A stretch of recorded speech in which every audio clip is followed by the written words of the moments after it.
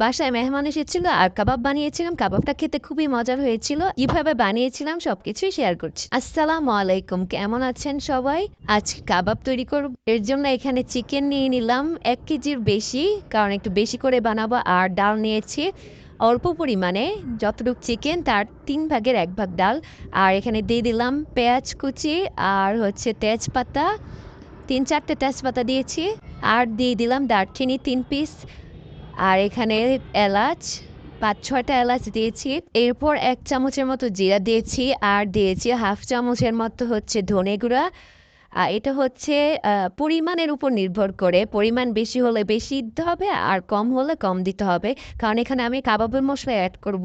কাবাবের মশলার মধ্যেই সব মশলা দেওয়া থাকে, সবকিছুই অল্প পরিমাণে দিয়েছি। আর এদিকে দিয়ে দিলাম দুধ 1 চামচের মতো, আর দিয়ে দিলাম মরিচ 1 চামচ।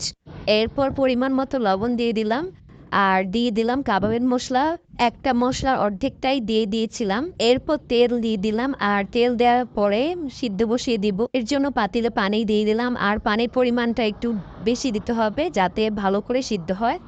আদা রসুন দিয়ে দিলাম প্রায় 2 টেবিল চামচ করে। এরপর ঢাকনা দিয়ে দিব, ভালো করে সিদ্ধ হওয়া পর্যন্ত অপেক্ষা করব। হ্যাঁ, এই তো চিকেনটা সিদ্ধ হয়ে গেছে আর ডালগুলো গলে গিয়েছে। আর এই জায়গায় যে জিনিসটা খেয়াল করতে হবে, পানি একেবারে টেনে নিতে হবে, তা না হলে পানি যদি থেকে যায় তখন দেখা যায় কাবাবটা নরম হয়ে যায়, কাবাবের শেপটা ভালো করে দেওয়া যায় না। এরপর চুলা থেকে উঠিয়ে একটু ঠান্ডা করব। ঠান্ডা করার পর এরপর আমি ব্লেন্ড করে নিব, আর কেউ চাইলে শিল্পাটায় বেটে নিতে পারেন। আমার ব্লেন্ড করা হয়ে গেছে, আর এখন আমি এখানে শুকনো উপকরণগুলো একে একে সব দিয়ে দিব।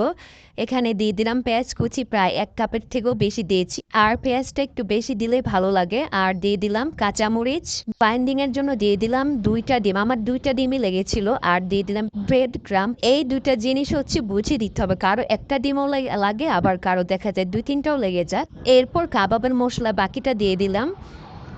এরপর ভালোভাবে মাখিয়ে কাবাবের শেপ দিয়ে দিব। বাকি ভিডিওটা আমার নেওয়া হয়নি, কিছু কাবাব ফ্রোজেন করে রেখেছিলাম, সেগুলোই আপনাদেরকে দেখিয়ে দিচ্ছি। আর এগুলো অনেক দিন যাবত ফ্রোজেন করে রেখে খেতে পারবো।